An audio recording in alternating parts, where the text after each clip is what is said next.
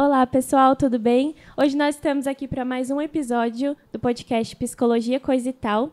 Meu nome é Maria Fernanda, essa é a Maria Vitória, a Silvia, Oi. a Melissa. E temos mais duas nos bastidores que já vão vir aqui falar um pouco com vocês, que é a Ana Lívia e a Ana Clara. Hoje nós trouxemos para o episódio um pouco sobre a psicanálise, né? Vamos falar sobre o psicanalista Sándor Ferenczi, que foi um nome super importante, um dos precursores dessa técnica. Vamos falar sobre a sua biografia e um pouco sobre a teoria do trauma. Olá, pessoal. É muito bom estar aqui com vocês para falar sobre a vida e obra do Sándor Ferenczi. O Ferenczi nasceu em 1873, na Hungria, filho de pais judeus poloneses. O pai dele era ativista político e dono de uma livraria frequentada por intelectuais, autores, escritores.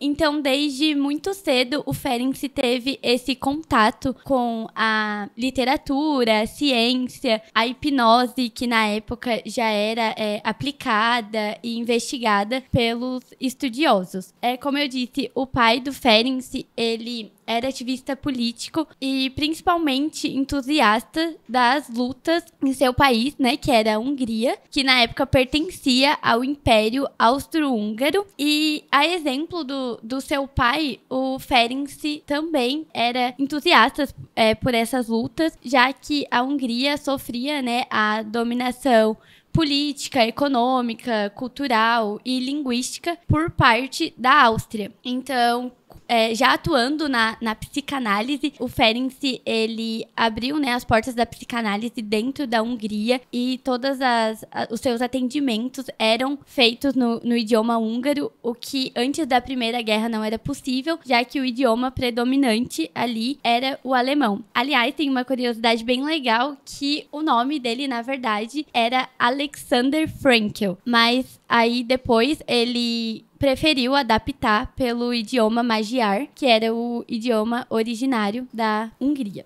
E então, ele sempre, desde de criança, né, na sua adolescência, ele teve uma liberdade de pensamento filosófico, político, dentro do seu lar. O que fez com que ele, aos 17 anos, ingressasse no curso de medicina na Universidade de Viena. E anos mais tarde, né, já formado, ele se especializou em neuropsiquiatria e neuropatologia. E o Ferenczi, como profissional, sempre foi, assim, muito preocupado com seus pacientes, com os males, né, que perturbavam eles na época. Ele se interessava muito, né, nas dores psíquicas, nas doenças mentais que as pessoas sofriam naquele período. O Ferenczi também, ele era crítico já naquele tempo sobre como os profissionais, né, tratavam esses pacientes, né, a falta de ética dentro dos hospitais, como os pacientes eram oprimidos mesmo, tratados, né, como loucos, e ele sempre teve uma visão mais empática, ele praticava mesmo uma clínica humanitária. Ele buscando, né, estudando, pesquisando sobre formas de ter melhor resultado com seus pacientes, ele teve um contato com a hipnose, que ele já gostava muito, né, quando ele era criança, e ele obteve ótimos resultados, né, usando essa ferramenta. E um pouco depois, ele também foi atrás de terapias alternativas e encontrou a psicanálise e teve contato com a obra, né, a interpretação dos sonhos de Freud, e ele ficou, assim, muito encantado por tudo aquilo e mergulhou de cabeça, assim, no mundo da psicanálise.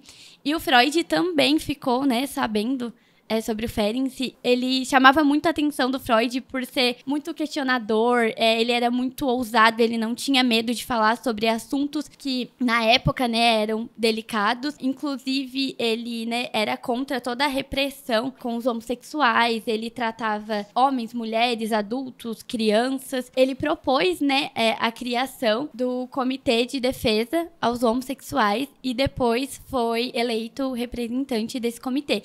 Então, o Freud achava muito interessante, né, a postura que ele tinha como profissional. E aí os dois foram trocando correspondências, conversando. O Ferenczi cada vez mais interessado sobre a psicanálise, né, sobre os pensamentos de Freud.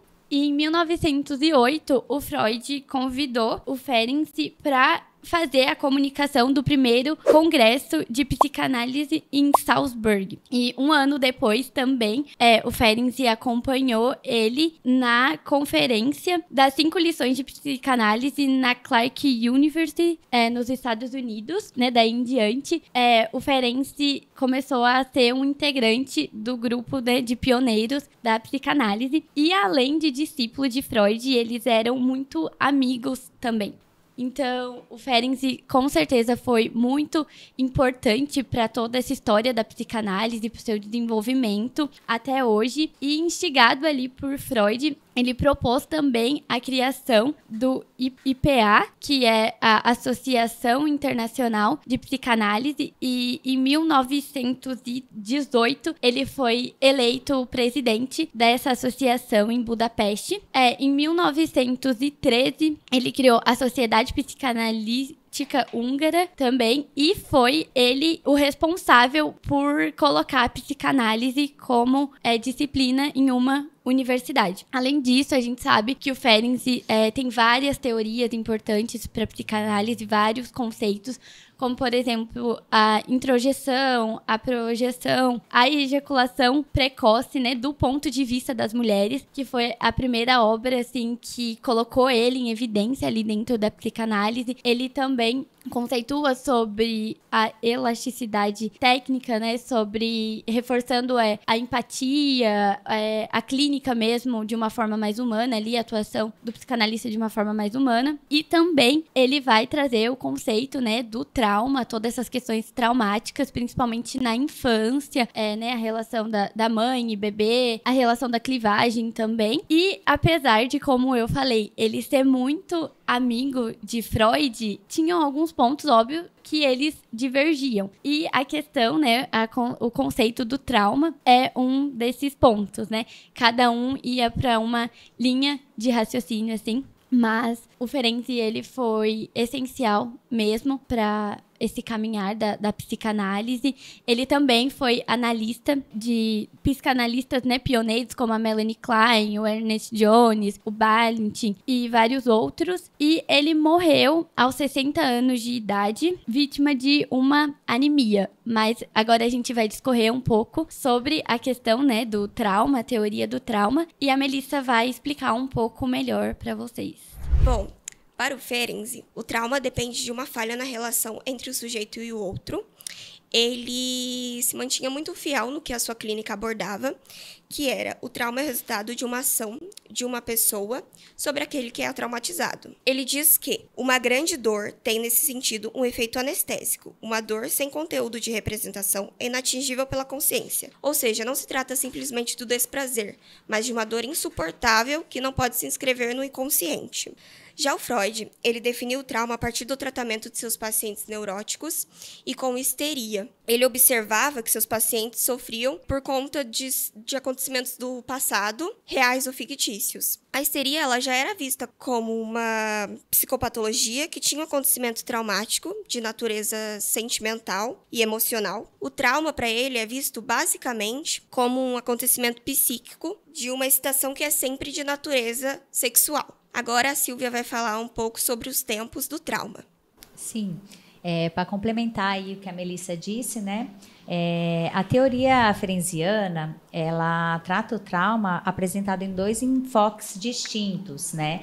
O primeiro, ele seria os estruturantes, que são os traumas que é inevitável no desenvolvimento infantil a criança não passar. Um exemplo de um trauma inevitável, bem como necessário na constituição subjetiva, são, no caso, as castrações que ocorrem na infância, a apresentação das normas de higiene para aquela criança através dos cuidadores, né? Mãe, pai ou quem seja a pessoa. O segundo, por outro lado, é uma situação traumática que ele põe em risco todo aquele projeto de identificação do sujeito. São coisas que acontecem que a criança não consegue metabolizar e assim integra no psiquismo. O exemplo, no caso, é quando a criança não consegue se reorganizar internamente após um expediente uma experiência, né, traumática e sofre uma mutilação do seu eu. O Ferenczi, ele fala dos 3 tempos do trauma, né? Ele fala que o primeiro tempo, ele é o indivisível, quando a criança, ela tem o contato com aquela experiência traumática e ela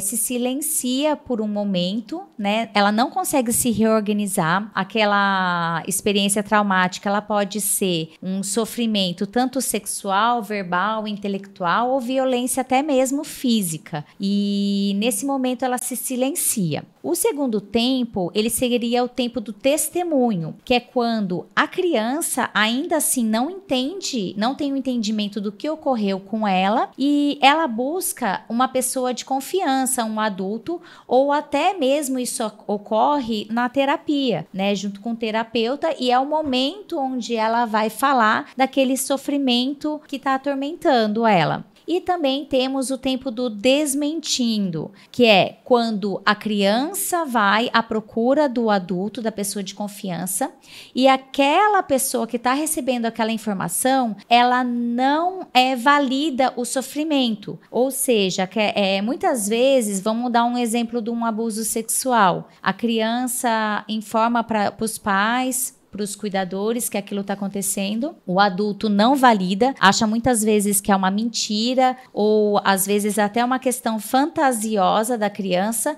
e ela tenta de uma outra forma contar o que aconteceu com outro contexto, né, para invalidar aquele sofrimento e não reconhece aquilo que a criança está passando de informação. E quando acontece esse tempo do desmentindo, é quando basicamente o trauma ele acaba ocorrendo naquela criança e isso vai impactar na vida adulta, né, em toda a evolução desse sujeito. Então, pessoal, como eu falei para vocês no início, agora nós estamos aqui com as Anas para falar um pouco mais sobre o tema, né? Elas vão trazer um pouco sobre a conclusão e falar uma metáfora também para dar uma descontraída, para vocês saberem também que é uma metáfora que utilizam até hoje, né, dentro da psicanálise. E agora eu vou passar a palavra para a Ana. Oi, pessoal. Então, como as meninas falaram, é evidente a importância do Ferenczi para a psicanálise. Como a Mavi ressaltou, ele foi um dos pioneiros na época do Freud, inclusive muito amigo dele. Ele não temia bater de frente com o Freud, como muitos outros psicanalistas o faziam. Em especial, o seu interesse por casos difíceis trouxe muitas contribuições, como a elasticidade da técnica, a introjeção e projeção e a teoria do trauma. Sobre essa teoria, a Ana vai fazer uma reflexão aqui com a gente. Então, o Ferenczi, ele tem uma metáfora, né, que é muito interessante, que é sobre a fruta bichada, que ele explica, né? Que é o que acontece quando uma fruta ainda no pé é bicada por um passarinho. Ela amadurece antes do tempo. E é a mesma coisa que acontece quando uma criança é exposta a uma situação traumática, né? Ela amadurece precocemente.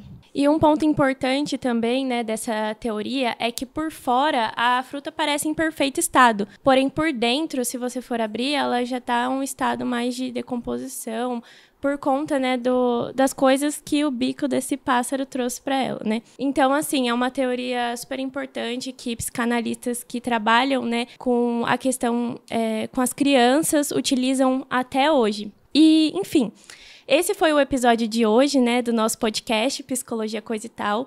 Eu espero que vocês tenham gostado. O tema de hoje foi um tema mais denso, com bastante teoria, partes bem técnicas, né? Então não teve como ter um bate-papo muito aberto. Porém, espero que a gente consiga trazer isso nos próximos, que com certeza irão ter, né, durante todo esse curso. Espero que vocês tenham gostado também e que vocês tenham aprendido um pouco sobre o Ferenczi. Foi muito legal ter feito esse trabalho. E é isso. Espero vocês na próxima. Tchau, tchau. Tchau.